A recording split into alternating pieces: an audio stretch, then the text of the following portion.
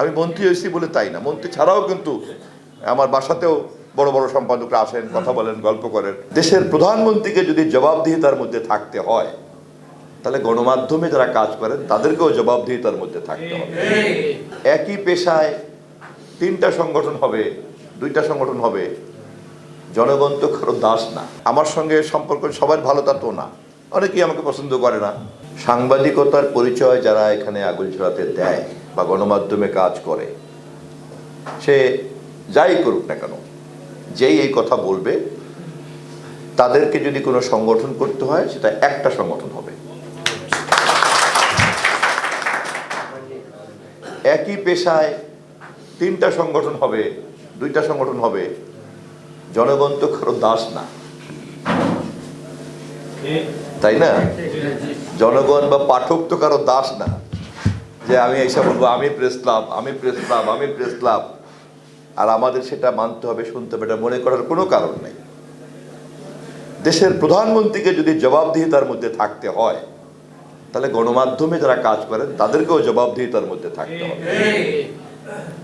রাজনৈতিক দলের নেতাকর্মী হলেই যেমন যা খুশি তাই করা যায় না, তার প্রমাণ তো শেখ হাসিনা।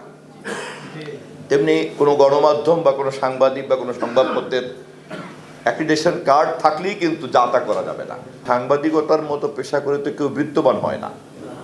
এই ধরনের পেশাকে একটা পৃষ্ঠপোষকতা দিয়েই রাখতে হয়, সেটা সারা দুনিয়াতেই তাই। বড় বড় শিল্পী বলো, বড় বড় গায়ক বলো, বড় বড় লেখক বলো, তারা তো আর লিখে টিকে বিত্তবান হয় না।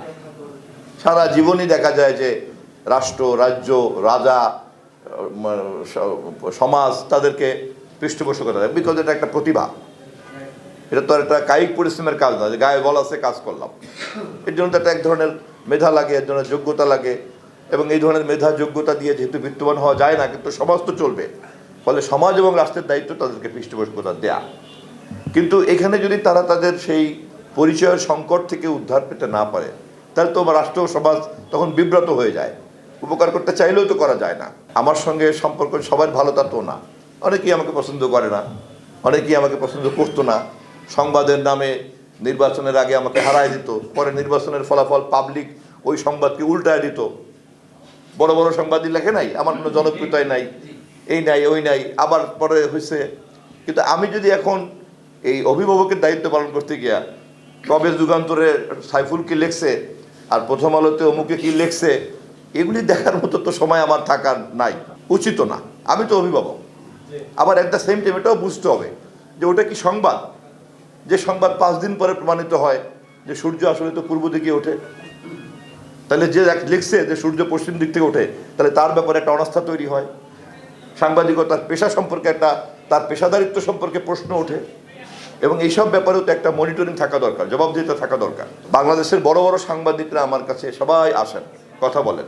আমি মন্ত্রী হয়েছি বলে তাই না, মন্ত্রী ছাড়াও কিন্তু আমার বাসাতেও বড় বড় সম্পাদকরা আসেন, কথা বলেন, গল্প করেন। তারা কেউ আমার ভাই, কেউ বন্ধু, কেউ বড় ভাই, আমার বহু বছরের সম্পর্ক এগুলি। তো ফলে আমি তো এগুলো সম্পর্কে কম বেশি অবগত, সম্ভবত সেই কারণেই আমাকে তথ্যমন্ত্রীর দায়িত্ব দিয়েছেন মাননীয় প্রধানমন্ত্রী।